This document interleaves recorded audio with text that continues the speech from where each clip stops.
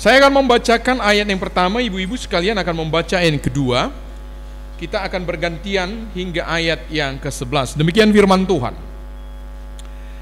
Karena kita mempunyai banyak saksi bagaikan awan yang mengelilingi kita, marilah kita menanggalkan semua beban dan dosa yang begitu merintangi kita, dan berlomba dengan tekun dalam perlombaan yang diwajibkan bagi kita.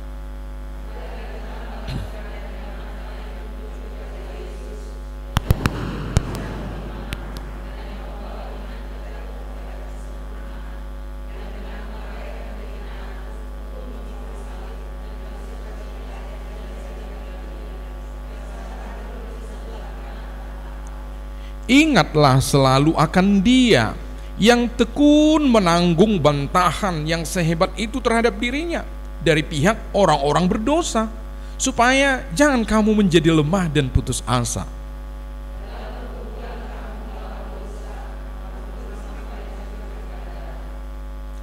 Dan sudah lupakah kamu akan nasihat yang berbicara kepada kamu seperti kepada anak-anak? Hai anakku, janganlah anggap enteng didikan Tuhan, dan janganlah putus asa apabila engkau diperingatkannya.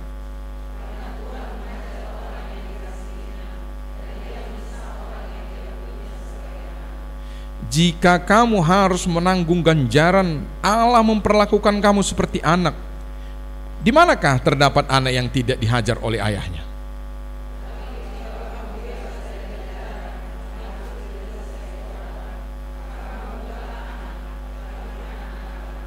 Selanjutnya, dari ayah kita yang sebenarnya kita beroleh ganjaran dan mereka kita hormati. Kalau demikian, bukankah kita harus lebih taat kepada Bapa segala roh supaya kita boleh hidup?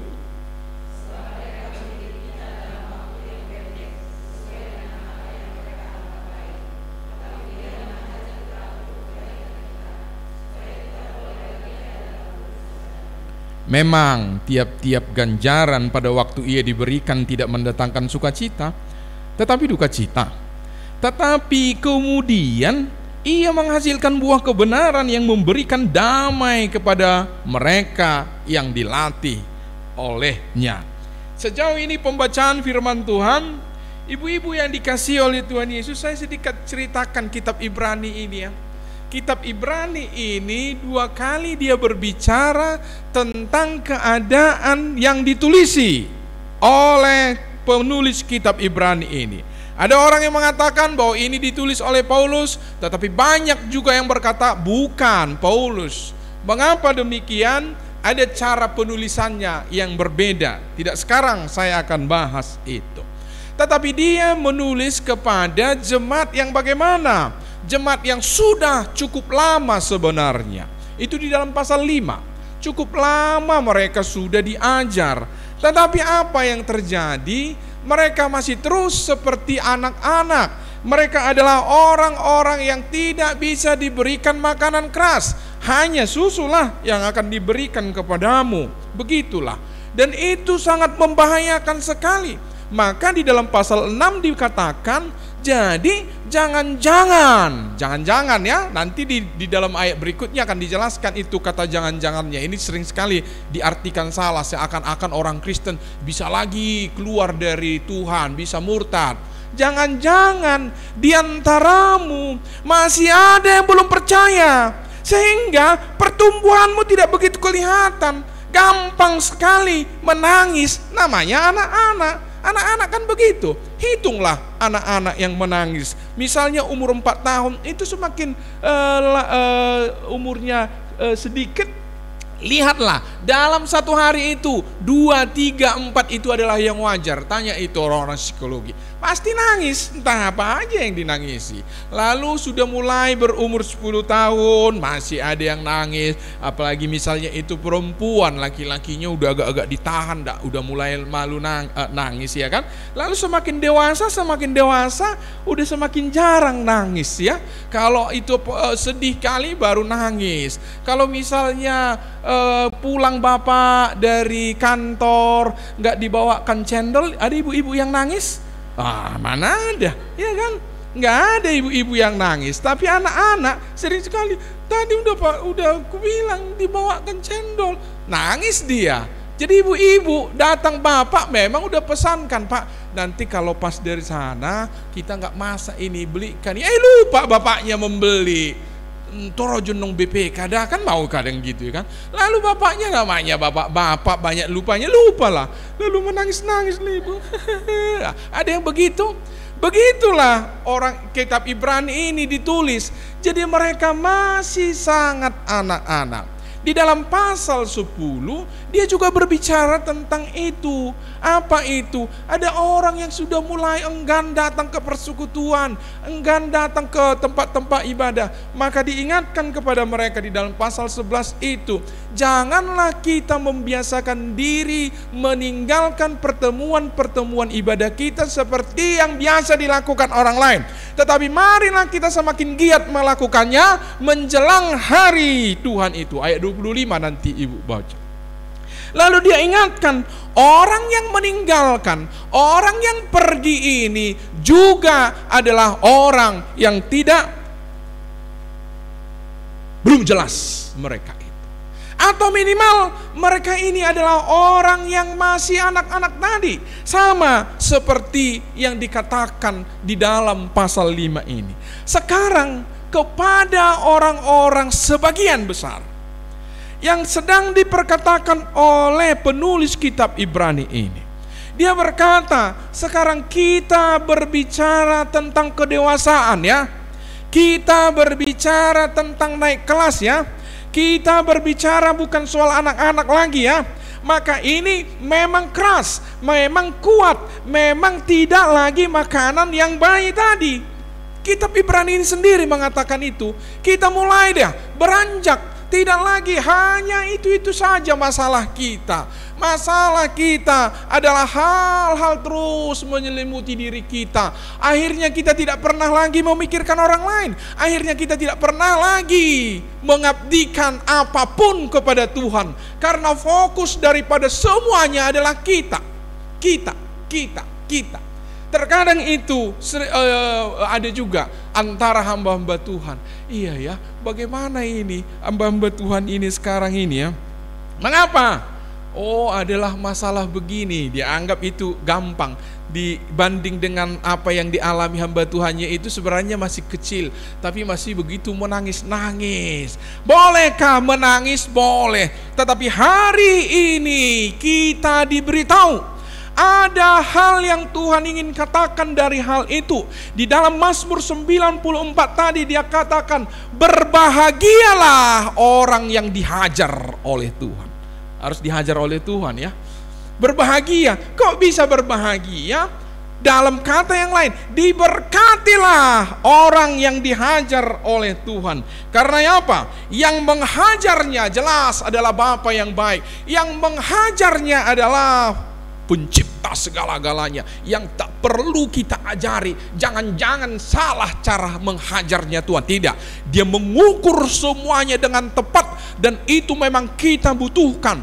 Maka pemazmur itu berkata, berbahagialah. Dan itu juga yang akan kita pelajari hari ini.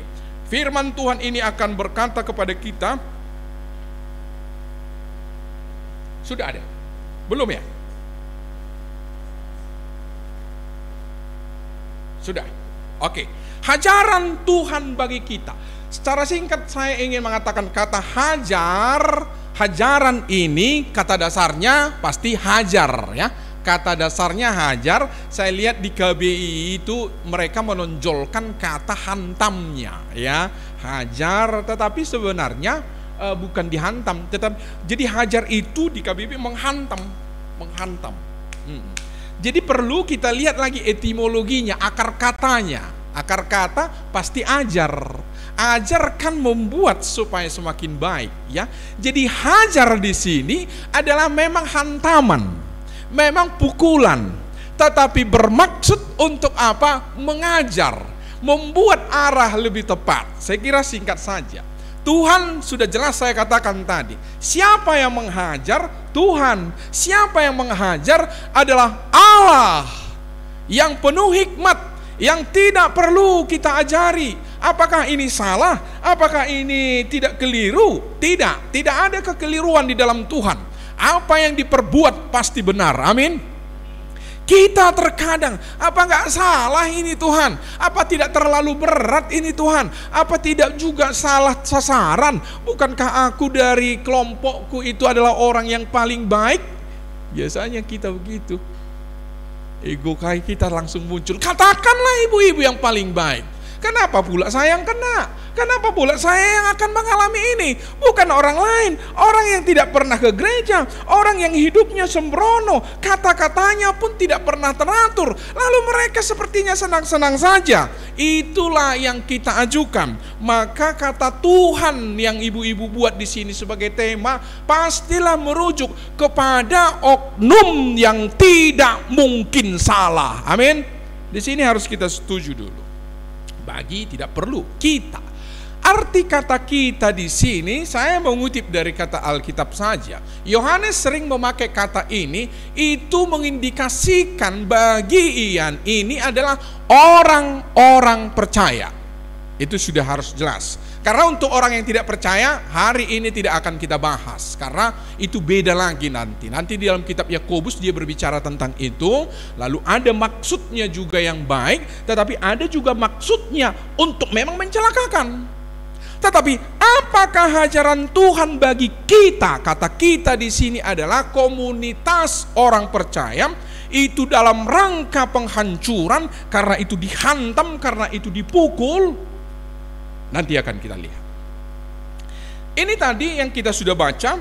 Ini sengaja memang bukan untuk dibaca. Hanya Ibrani 1 ayat 1 sampai 11 tadi. Kita mulai dari ayat 1. Kita baca bersama-sama. Saya harap sudah bisa ya. Bisa dibaca. 3 ya. Karena kita mempunyai banyak saksi, bagaikan awan yang mengelilingi kita, marilah kita menanggalkan semua beban dan dosa yang begitu merintangi kita, dan berlomba dengan tekun dalam perlombaan yang diwajibkan bagi kita. Banyak orang menyaksikan kita.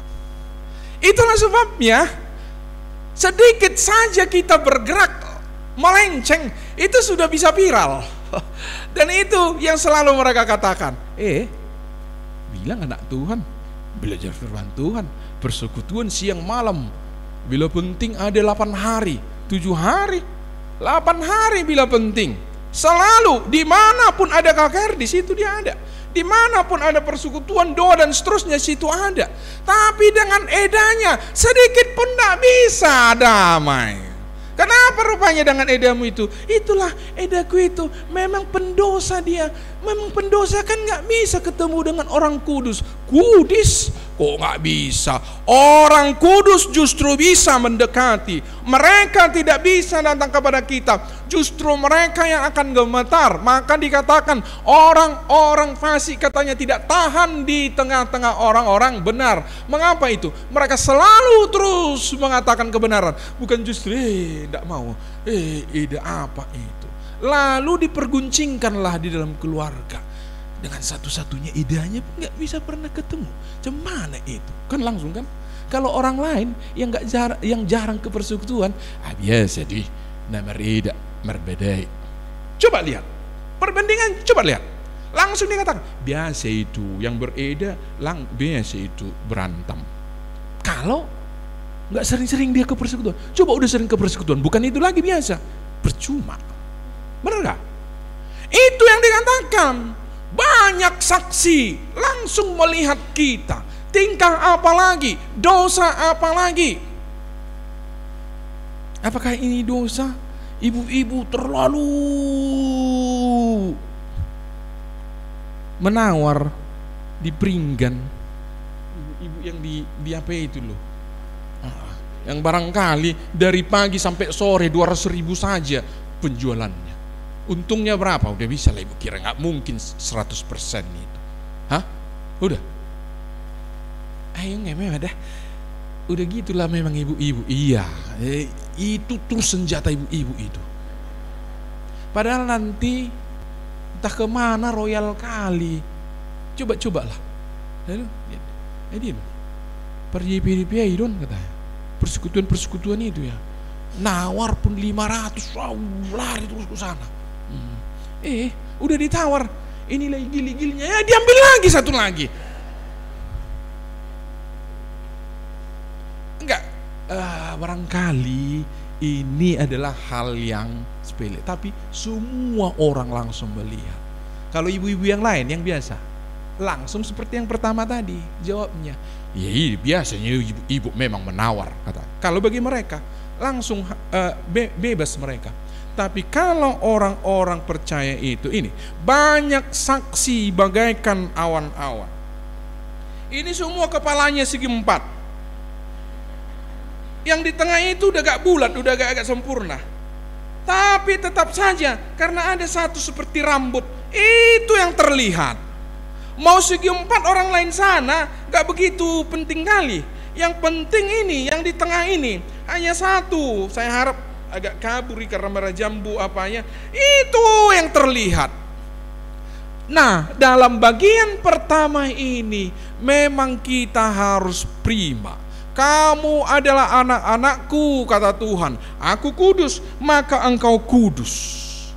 Jelas sekali bahwa status kita itu membuat tanggung jawab kita akan lebih keras. Maka dikatakan, marilah kita menanggalkan semua beban dan dosa yang begitu merintangi kita, dan berlomba dengan tekun dalam perlombaan yang diwajibkan bagi kita, karena kita mempunyai banyak saksi bagaikan awan mengelilingi kita. Saya harap ibu-ibu mengerti itu. Di mana? Di pesta. Una ngatong nih halapi turbe di sudi jadi. Berbagi, bukan salah, kita juga dapat, ya wajar lah kalau memang bisa dibagi. Sudi. Ini sih nomor bajunya hijau katanya kan. Oh, Ibu Maria katanya. Iyalah, jelas pasti itu. Dan itu langsung mereka langsung buat cap. Ayat 2 kita baca bersama, 3 ayat. Marilah kita melakukannya dengan mata yang tertuju kepada Yesus, yang memimpin kita dalam iman, dan yang membawa iman kita itu kepada kesempurnaan, yang dengan mengabaikan kehinaan tekun memikul salib, ganti sukacita yang disediakan bagi Dia, duduk di sebelah kanan tahta Allah.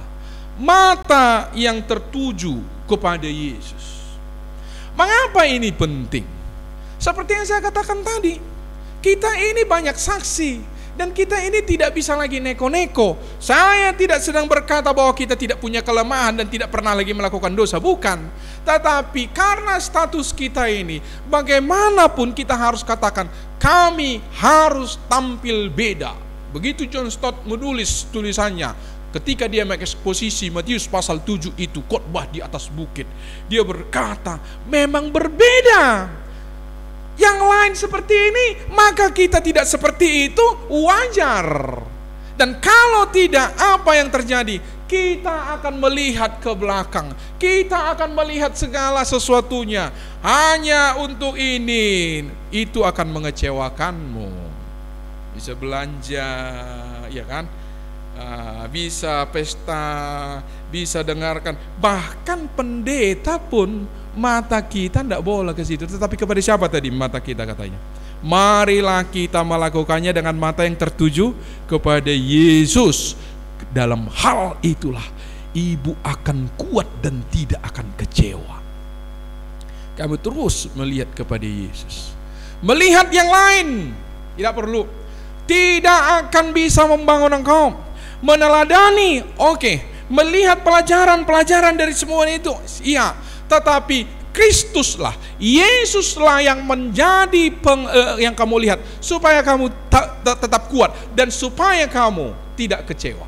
Kalau yang lain akan kecewa, termasukkah kepada si pengkhotbah ini sekarang? Iya, lihatlah, tidak akan begitu lama ibu-ibu akan melihat kelemahan-kelemahannya, dan itu bisa saja menjatuhkan engkau. Maka penulis kitab Ibrani itu berkata, lihatlah kepada Yesus yang segala-galanya diperbuat bagimu, yang segala-galanya disediakan bagimu, untukmu nyawanya sendiri pun diserahkan. Itulah yang harus menjadi patokan kita. Ada kesulitan untuk tampil sebagai anak-anak Tuhan dalam keluarga besar, ya pasti. Seperti yang saya katakan tadi, pasti. Lalu, gimana ini?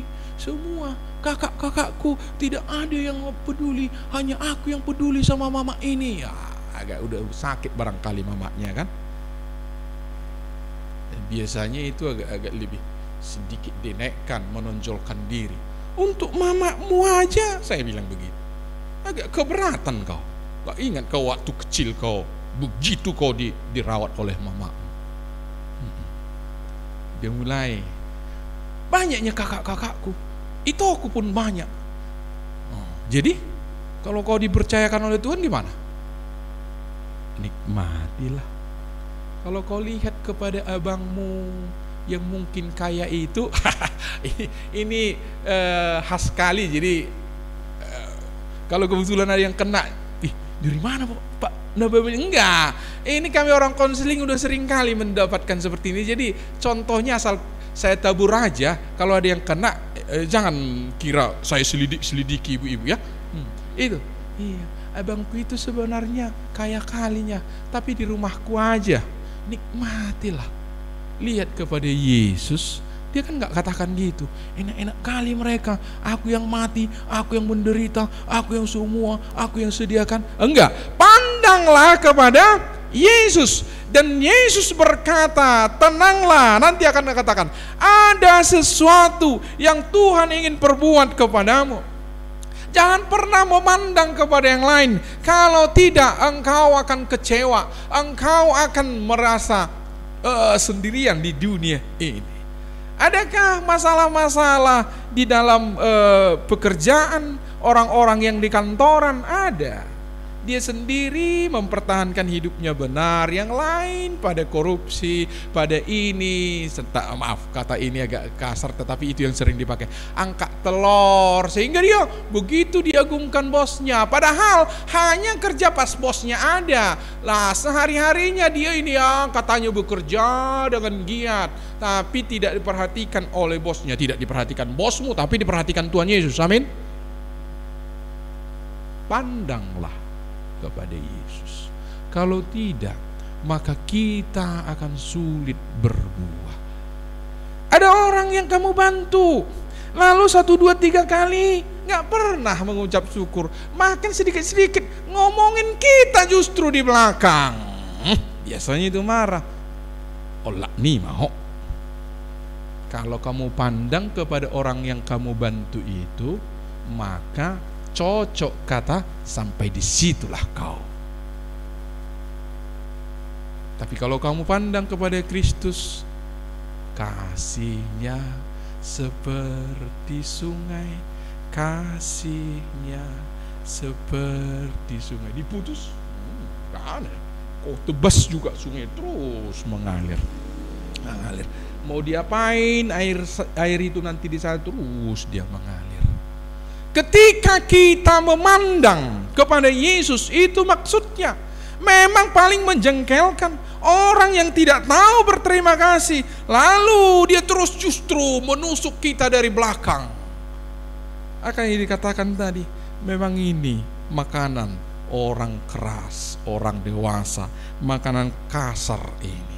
Udah perlu gigi-gigi yang kuat untuk mengunyahnya. Kalau tidak akan terpental seperti anak kecil diberikan BPK, sakit perut dia. Saya harap khotbah ini tidak ada yang membuat sakit perut hari ini, tetapi menyadari, iya Tuhan, tolonglah aku untuk tidak memandang kepada siapapun. Di gereja kamu melihat Ada orang-orang yang berkhotbah seperti kami ini, tapi lalu lihat hidupnya sehari-hari. Maka kamu tidak meninggalkan gereja, maka kamu tidak mau lagi datang ke sana. Yesus sendiri ajarkan, ya, apa boleh buat? Mereka telah menduduki kursinya Musa. Apa yang dia katakan, dengarkanlah.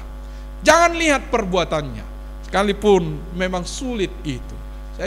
Kita selalu diingatkan Pak Tobing, iya, airnya bersih, tapi kalau pancurannya itu di sana sini ada setebi kucing, ya agak jijik juga, iya. Tapi sebenarnya Yesus katakan, pandang kepada Yesus yang memberi firman Tuhan itu. Amin. Yung terpajaku-jaku kita mengalupat di darah, kayak manapun keadaannya kita doakan. Ya, saya bukan karena membela korps ya, enggak, saya bukan pendeta, saya penginjil kok, ya. Tapi ada juga salahnya pendeta. Wah, aduh, kita doakan. Kalau ada ibu-ibu yang mau mendatangi dia, kan ada seperti ya, kisah para rasul, ingat itu? Dijumpainya lah si Barnabas.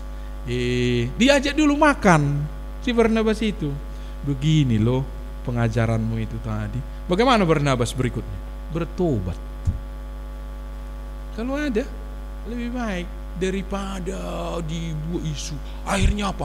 Gerejanya nggak tahu kita. Di mana pangkal mulanya ini? Perpecahan ini. Makin kuat. Sampai sekarang nggak bisa didamaikan. Karena para petinggi kan. Maka dua katanya gajah yang berantem, pelanduk yang terjepit. Bagaimana ini? Ada ibu-ibu yang melihat seperti itu, kenapa nggak datangi saja? Ajak dulu dia makan. Barangkali pendetanya udah jarang makan enak, jadi ajak dulu. Setelah makan enak, iyalah Pak, yang hari itu kan nggak cocok lah seperti itu. Inang karena begini-begini, iyalah, saling mengampunilah. Kalau ada, daripada. Karena kalau ke situ mata kita, gagal kita semua. Saya ingin memberikan contoh sebenarnya, tapi ingatlah, apapun yang kita lakukan dikatakan di sini, Yesuslah yang menjadi teladan. Pandang kepada Yesus, maka engkau tidak akan kecewa. Siapapun, termasuk itu pasanganmu ini. Saya harap ada bisa itu, yang agak-agak ungu itu. Bisakah kita andalkan itu? Tidak bisa. Pendeta, para ahli-ahli ini, harta dan segala macam, tidak. Kamu akan kecewa. Pandanglah kepada Yesus. Waktu engkau mengalami masalah, lihatlah kepada Yesus yang baginya tidak ada yang mustahil. Kalau kamu melihat kepada saudaramu, sebenarnya bisanya dia membantu kami, kecewalah kamu. Pasti kecewa. Tapi lihat kepada Yesus. Yesus yang membuat segala sesuatunya itu indah. Amin. 3, ya, ingatlah selalu akan Dia yang tekun menanggung bantahan yang sehebat itu terhadap dirinya dari pihak orang-orang berdosa, supaya kamu jangan menjadi lemah dan putus asa. Dan pergumulan kamu melawan dosa, kamu belum sampai mencucurkan darah. Yesus tidak kecewa. Tahu siapa yang mengejek Yesus? Orang-orang berdosa. Sang Kudus itu diejek orang-orang berdosa. Kau penjahat ya. Ada orang ngambil bulu, katanya ke kepalanya, sambil tertawa itu. Ingat ya. Lalu katanya itu ada sedikit di sini. Kamu raja orang Yahudi itu ya? Maaf, katanya. Kan diludahi. Lalu ada orang yang usil, iseng. Lihatnya, ada ini. Bapak berduri. Oke. Jalin. Dijalinlah duri-duri itu. Ini raja. Sambil diejek itu, jangan kita kira itu, raja orang Yahudi, mari kita tunduk kepada dia. Tertawa lah mereka. Dimasukkanlah mahkota duri itu, serak. Itu tajam. Tanpa ada perasaan. Mereka tidak tahu siapa itu. Tuhan pencipta segala-galanya. Mereka tidak tahu siapa itu Raja segala raja. Dan dia menahan dirinya. Waktu di kayu salib itu, tahukah kita apa yang dia katakan? Orang-orang yang menyiksa itu dan keadaan psikisnya pasti sudah sangat-sangat terganggu waktu itu. Emosinya pasti sudah memuncak dalam keadaan yang sangat sakit sekali. Orang mengejek dia dan berkata, turunkan dirimu, turunkan dirimu. Bapa, ampunilah mereka, karena mereka tidak tahu apa yang mereka lakukan. Pandanglah ke situ. Kalau tidak, apapun kita akan kecewa. Kepada siapa? Siapa yang kita kagumi sekarang ini? Siapa yang sangat-sangat membuat kita ini menjadi sangat kagum? Suatu saat ada kalanya ibu-ibu akan kecewa. Ya, tidak nyangkalah. Maka disebut, lihat, Yesus mempertontonkan kepada kita. Dia diejek, dihina oleh siapa? Orang berdosa. Bantahan yang sehebat itu terhadap dirinya dari pihak orang-orang berdosa. Memang ini sengaja. Jadi orang yang jelek mengatakan kepada orang yang ganteng, jelek kali kau. Orang-orang yang jahat, yang sangat korup, yang sangat-sangat munafik kepada orang yang tulus dan kudus. Munafik ya, jahat kali kau ya. Kan jahat, kata SBY.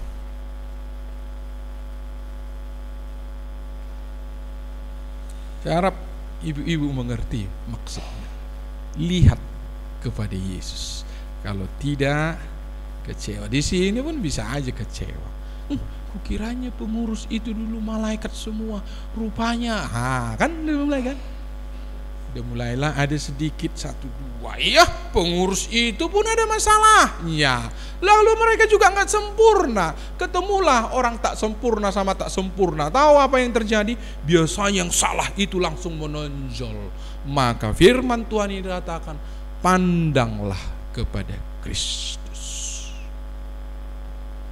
Yesus menanggung. Di antara orang-orang ini ada survei, orang-orang yang melibasi Tuhan Yesus ini adalah orang-orang sakit jiwa, psikopat. Jadi senang dia orang menderita. Kalau tidak, memang kalau kita lihat, coba ibu-ibu yang normal disuruh libasi orang seperti itu, udah tercabik-cabik masih tertawa-tertawa. Iya, jadi ini dipelihara khusus ini. Dipelihara khusus, memang udah sakit jiwa. Bayangkanlah pendosa seperti itu. Lihat wajahnya itu seperti ngejek Tuhan Yesus. Ini wajah itu ya, katanya. Begitu. Tapi Yesus katakan, makanya dikatakan dalam pergumulan melawan dosa kamu belum sampai mencurahkan darah. Ya. Lanjut. Kita baca 3, ya. Dan sudah lupakah kamu akan nasihat yang berbicara kepada kamu seperti kepada anak-anak? Hai anakku, janganlah anggap enteng didikan Tuhan, dan janganlah putus asa apabila engkau diperingatkannya. Ada 2 poinnya ini. Janganlah anggap enteng. Ya? Ini apa? Udahlah, bisanya kulalui itu.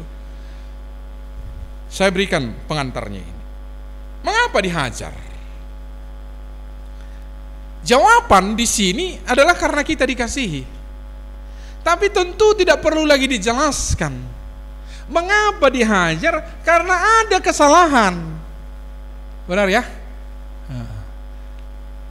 Ini kakak kita, Ibu Marbun, bentar lagi mau mantuan.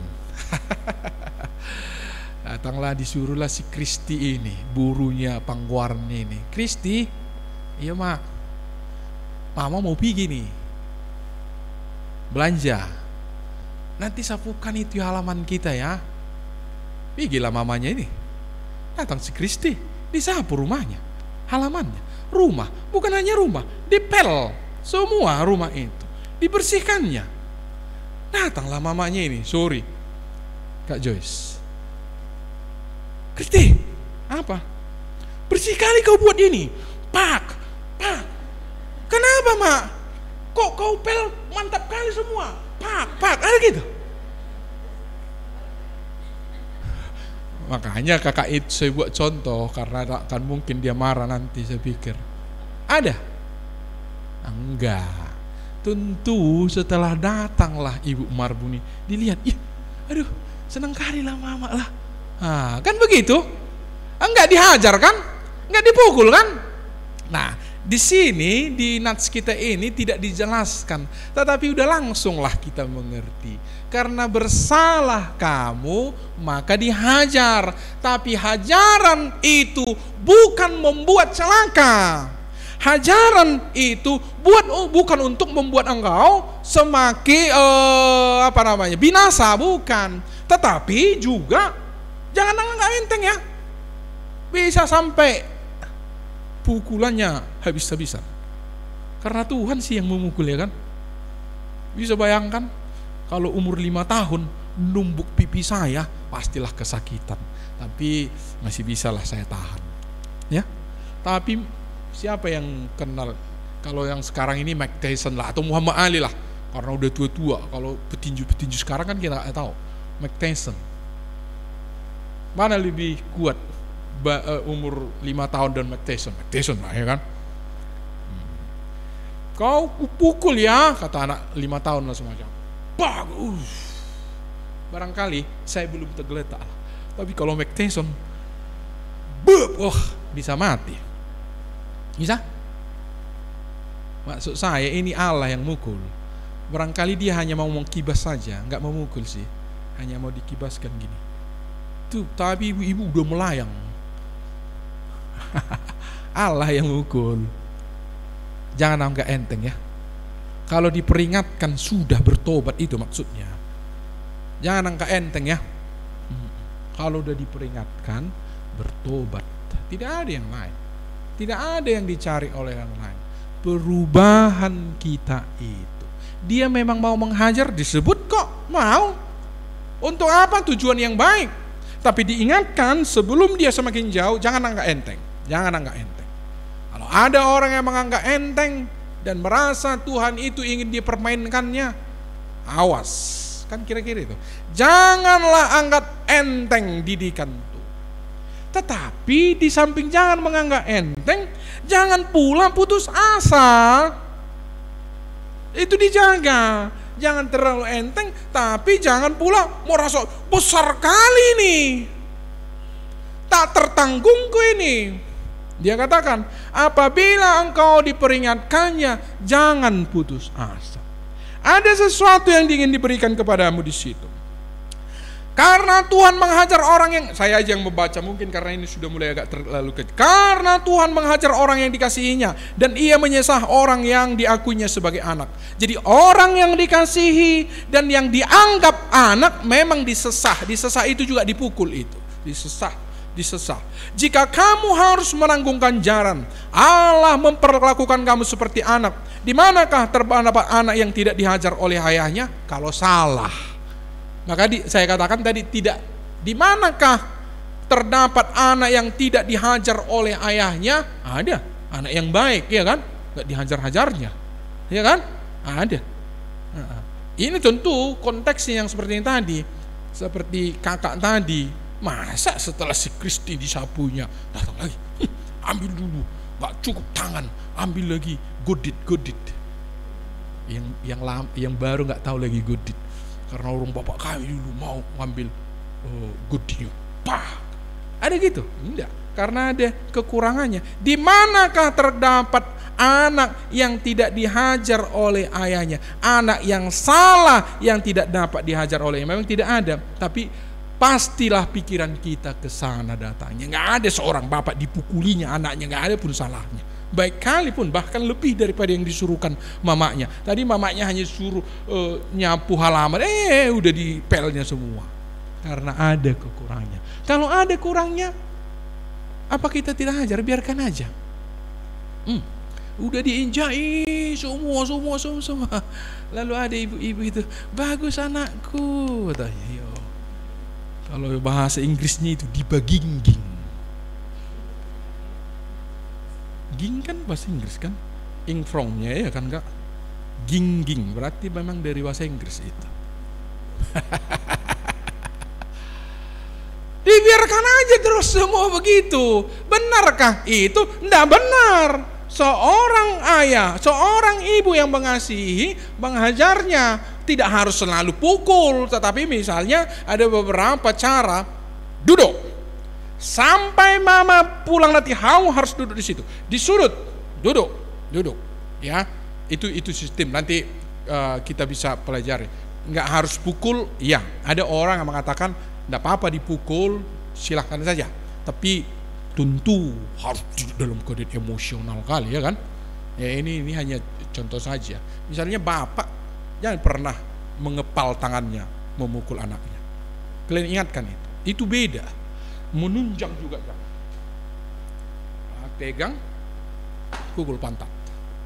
Dia akan merasakan ini adalah pukulan kasih daripada gini. Ya. Dendam katanya. Ini orang-orang psikologi udah pelajari dengan baik lah tentunya. Mengapa mereka sampai teori keluar begitu ya. Jadi tentang menghajar ini bagaimana ada saatnya bentak, ada saatnya sudah mulai didiamkan, ada saatnya dipukul dengan apa? Dengan terukur. Jangan pula menjadi sampai membuat anak itu ke rumah sakit ya kan.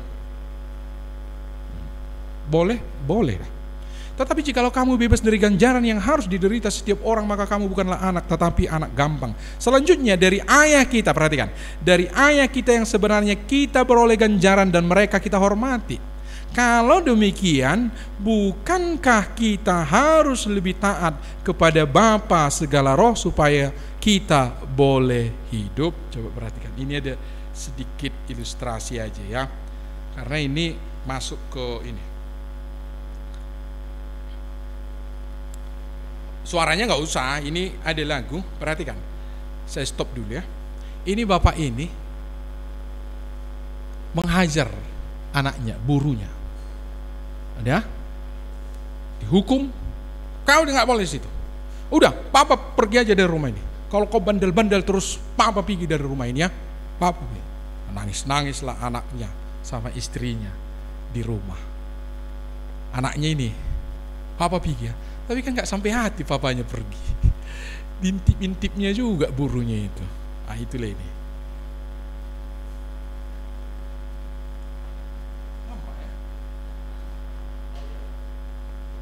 Saya sengaja tidak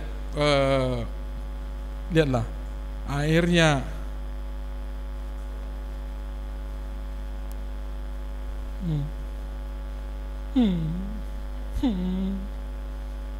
jangan bandel-bandel lagi ya nak. Iya pak, papa sayang makanya papa pukul. Itu hanya suara saya, nggak gitu di situ. Tapi agak cocok kan? Iya pak. Jangan bandel-bandel lagi. Nanti papa pergi.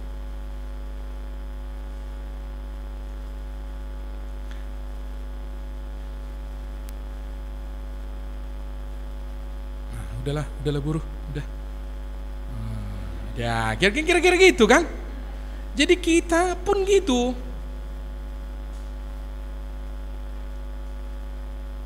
Saya dikasih supaya kita mengerti.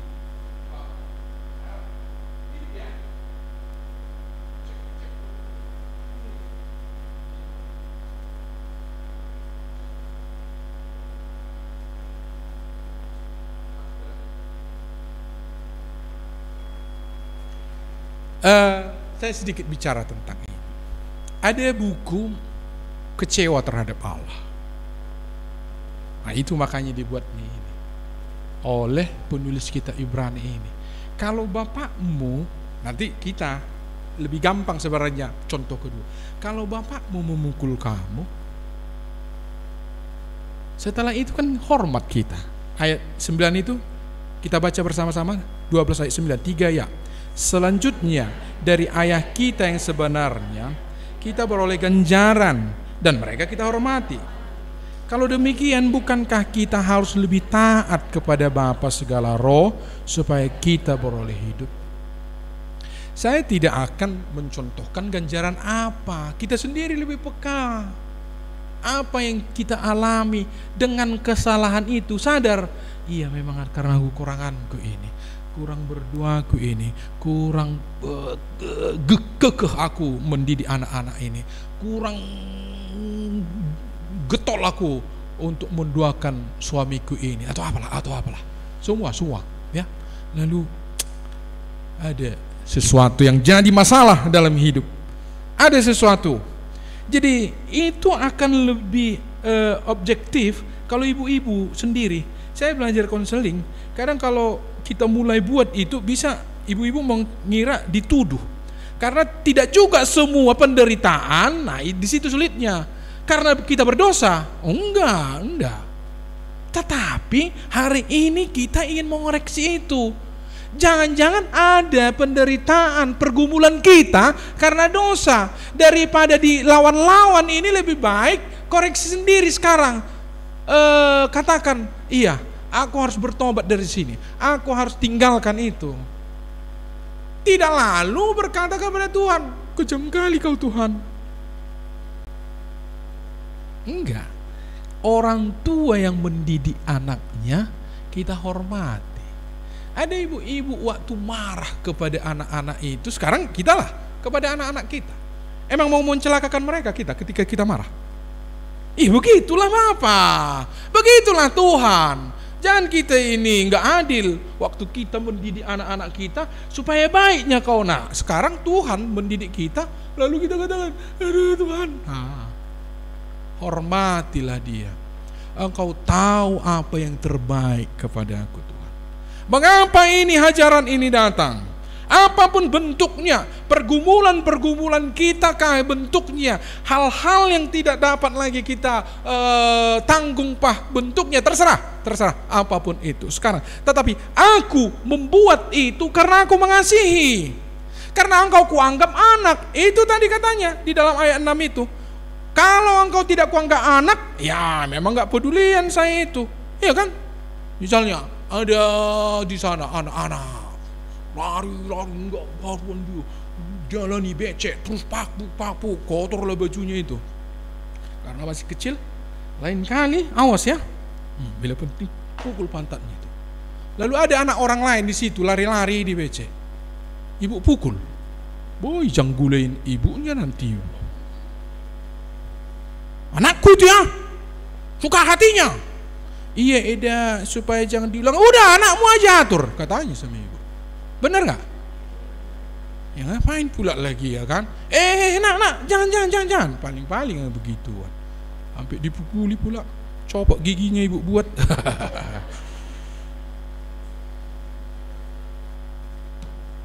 Anak kita lah kita pukul. Karena anak kita, karena anaknya lah kamu, karena dikasihinya lah kita, maka dibuat. Kalau tidak lagi kayaknya dibiarkan kita di dalam kejahatan kita itu, justru kita harus sudah was-was.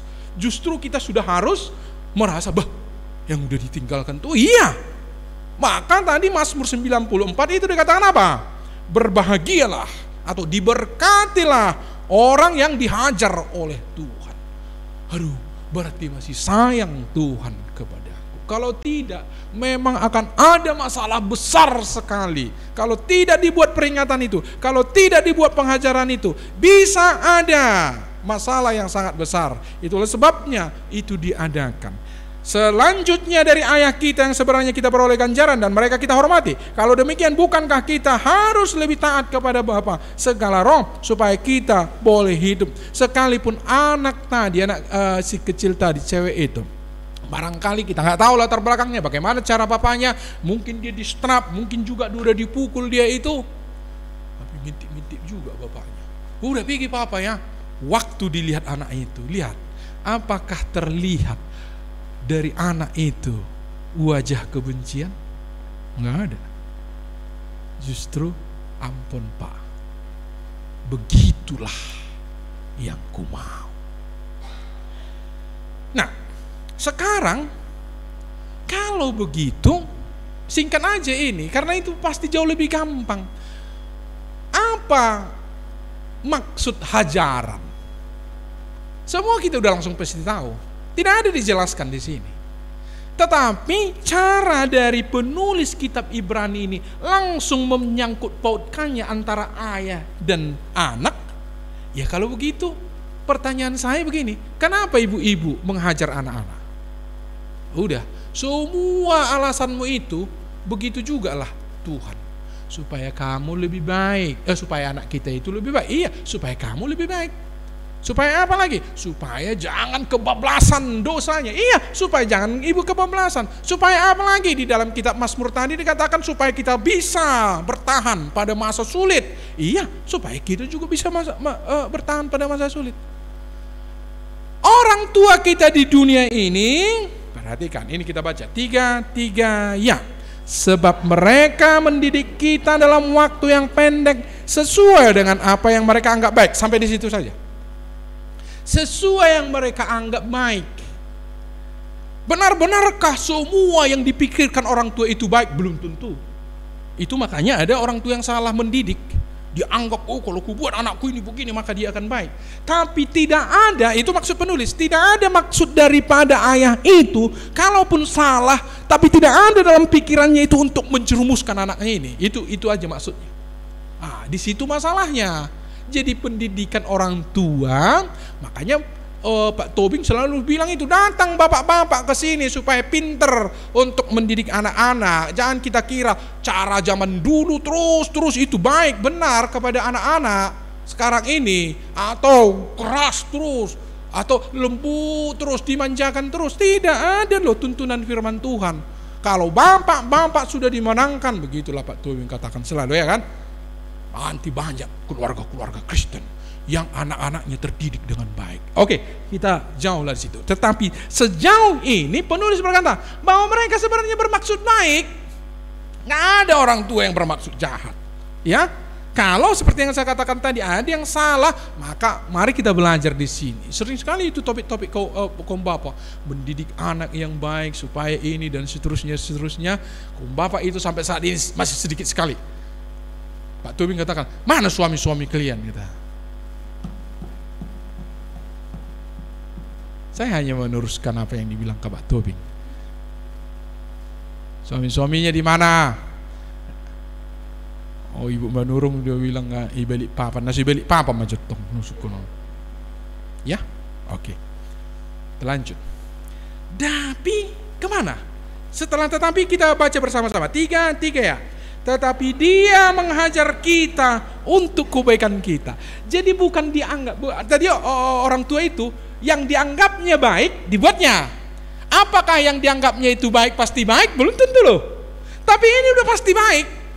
Maka dibandingkan sekarang, kalau maksudnya, makanya saya nggak perlu khotbahkan lagi. Apa maksudnya? Supaya kita baik, supaya kita telaten, supaya kita bisa bertahan dalam hidup ini, anak-anak itu, supaya mereka itu tangguh di dalam menghadapi hidup ini, supaya hidupnya tidak sembrono dan terjerumus ke apa. Mau ibu buat itu semua daftar. Begitulah maksud Tuhan. Karena langsung contohnya manusia yang dibuat Tuhan. Mengapa seorang bapak mengajar anaknya? Kita pun begitu, tanyalah mengapa kita mengajar anak. Begitu juga lah maksud Tuhan, mengapa dia membuat pengajaran kepada kita. Tapi maksud kita ingin mengajar anak kita itu baik, belum tentu. Karena apa? Kelemahan kita, kekurang pintaran kita, yang mana sebenarnya yang baik bagi dia. Tetapi apakah Tuhan salah? Ada salahnya? Tidak, ini dipastikannya. Lihat, tetapi dia mengajar kita untuk kebaikan kita. Jelas sekali. Supaya kita beroleh bagian dalam kekudusannya. Jelas ya? Jadi tidak ada satupun yang diperbuat oleh Tuhan kepada kita, penghajaran yang kita alami, derita atau bentuk apapun pukulan itu. Karena kata hajar itu menurut bahasa Indonesianya itu dibenturkan, itu dipukul. Tapi tadi kita sudah pelajari kata hajaran itu kata dasarnya adalah hajar. Secara akar katanya apa? Ajar. Jadi ada maksudnya yang baik. Kalau ada maksudnya yang baik, Tuhan tidak berkatakan maksud manusia, tetapi aku memastikan itu adalah yang baik. Kalau orang tua kita itu tadi, apa yang dipikirkannya baik, itu yang dibuat. Apakah nanti hasilnya pasti baik? Belum tentu. Tapi kalau Tuhan yang membuat pasti baik, jawab. Amin. Jadi jangan lagi ada orang yang mengeluh kalau datang hajaran. Masa mengeluh orang yang baik mau dibuat? Iya kan? Benar kan? Itu anak-anak. Anak-anak mau makan obat pun bergumul kan. Kalau nomor 1, nomor 3 kasih, wah, kan kena COVID dia. Rasa 25 butir sekali makan. Yang kena COVID udah tahu itu. 10 masuk. Nomor 2 sama kakaknya 1 pel pun asik keluar aja. Udah semua masuk pisang, masuk air. Akhirnya saya beli gilingan. Jadi di rumah kami masih ada itu gilingan obat.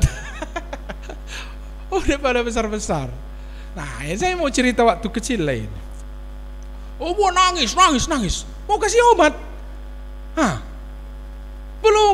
Dulu belum banyak itu, apalagi yang si kakaknya. Sekarang kan udah banyak sirup kan. Dulu kan harus ini. Udah masuk di sini keluar lagi. Sampai stres kita buatnya. Lalu dalam keadaan tertentu suruhlah nemburunya pegang tangan. Iya kan? Tantenya Pak pegang kiri. Ya, mamanya pegang kakinya. Papanya dipokal. Saya masukkan air. Masuk. Dalam pikirannya, karena anak-anak itu adalah siksaan. Amin. Dalam pikiran orang tuanya sama nembur sama tantenya itu apa? Supaya baik. Amin. Itulah kalau anak-anak. Sekali lagi, itu kalau anak-anak. Jadi kalau datang pemberian obat atau hajaran, lalu nangis-nangis mengeluh, kalian jahat sama aku, kalian buat yang baik sama aku. Anak-anak. Sekali lagi, anak. Karena sekarang aku mau masuk ke dewasa. Jadi nanti kalau ibu-ibu sakit, Panadol lah, demam, datanglah bapak, dibelikannya lah di kedai depan itu Panadol. Lalu dikasih sama ibu, udah dibuat air hangat ini. Nah bu, jahat papa. Ada? Sampai ibu-ibu dipokal. Dipokal bapak di rumah. Masuk. Ada? Itu anak. Memang itu yang dimaksudnya. Jadi kalau masih ada terus mengeluh dengan hajaran, dikasih obat, masih terus menangis. Lalu ditunjukkan bapak lah di rumah. Nanti aku kasih permen lagi, emang. Untuk anak-anak lah itu ya, cocok ya. Masa sama kita masih disogok-sogok permen, mau makan obat? Itu karena itu adalah obat yang ringan, maka kita merasa ketawa. Sekarang apa yang dikatakan? Bagaimana kalau itu adalah pergumulan hidup yang Tuhan buat bagi kita? Pahit dunia nu beton, ku minumlah. Ada yang pahit-pahit sampai empedunya apa, entah apalah untuk obat apa ya kan? Ada yang bau loh. Apalagi obat-obat tradisional ini kan belum dibungkus dia kan. Sebenarnya obat-obat kimia pun ada baunya itu, apalagi antibiotik kan. Tapi karena sudah dibuat kemasannya langsung masuk ya kan. Itu rata-rata obat-obat tradisional baunya di situ, pahitnya di situ. Tapi saya lihat karena obat ini aku minumkan lah. Tabu masudi. Kenapa enggak begitu pula ya dalam pergumulan? Iyalah, karena ini adalah cara Tuhan membentuk aku. Kutelankanlah ini Tuhan. Kau memberikan kekuatan kepadaku. Amin. Amin ibu-ibu. Selamat berjalan dewasa. Selamat menikmati. Ini agak sulit. Pergumulan. Janganlah dulu. Datanglah pergumulan. Dia tahu ibu kuat atau tidak. Nggak usah tak ragu. Dan usah kamu takut kalau itu datang, karena aku memberikan kekuatan kepadamu. Aku tahu kemampuanmu. Aku tahu bahwa itu akan membuat engkau lebih baik. Maka aku nikmati. Kalau misalnya aman, nikmati saja. Tuhan terima kasih. Kalau ada masalah seperti yang tadi, jangan ada yang menangis dalam arti kayak anak-anak tadi, bukan arti yang sebenarnya. Kalau menangis ada pergumulan, menangislah. Menangis seperti konteks anak-anak itu dalam rangka gak mau terima, itu jangan. Sudah Tuhan. Ini anak-anak kah masalah? Ekonomi kah masalah? Penyakit kah masalah? Sudah cukuplah. Ibu-ibu lah menyambung itu. Apa yang menjadi masalah sekarang dalam hidupmu? Tuhan, ku terima itu karena engkau bermaksud baik di dalamnya. Ayat di dunia menduduk sudah? Sudah. Ayat 11, 3 ya. Memang tiap-tiap ganjaran pada waktu ia diberikan tidak mendatangkan sukacita, tetapi duka cita. Tetapi kemudian ia menghasilkan buah kebenaran yang memberikan damai kepada mereka yang dilatih olehnya. Kalau sedih, kalau sakit, katakan aja sakit. Jangan lawan seakan-akan tidak apa-apa. Iya. Seperti yang tadi, yang pahit, empedu, pahit itu. Tapi entah apa, setelah diramu ada gunanya untuk penyakit apa. Saya tidak sedang mempromosikan empedu. Ada orang yang berani minum. Aku ngabik, nih minum. Pahit. Masa ibu bilang gak pahit, nggak usah. Pahit memang. Tapi ku minum. Terima kasih Tuhan. Buat ini menjadi obat. Memang ini sangat realistis sekali. Memang susah, duka cita kok bukan sukacita. Kalau datang dia pedih, sudah, kau terima. Tapi yang mau dilarang di sini, jangan kau tolak dan mengeluh. Sama seperti memakan empedu tadi yang pahit dia. Sampai begitu ya kan? Minum pun air kan, kalau empedu itu lama, lengket dia, pahit terus. Sudahlah, ku terima ini. Memang tiap-tiap ganjaran pada waktu ia diberikan tidak mendatangkan sukacita, tetapi duka cita. Lihat, tetapi kemudian ia menghasilkan buah kebenaran yang memberikan damai kepada mereka yang dilatih olehnya. Itu semua akhirnya membuat indah pada waktunya. Amin. Selamat menjalani hajaran, selamat semakin dewasa, dan kita akan bertumbuh untuk Kristus. Tepuk tangan dulu untuk kita. Iya, itu pertanda tepuk tangannya. Ya, kami akan hadapi. Mari kita berdoa.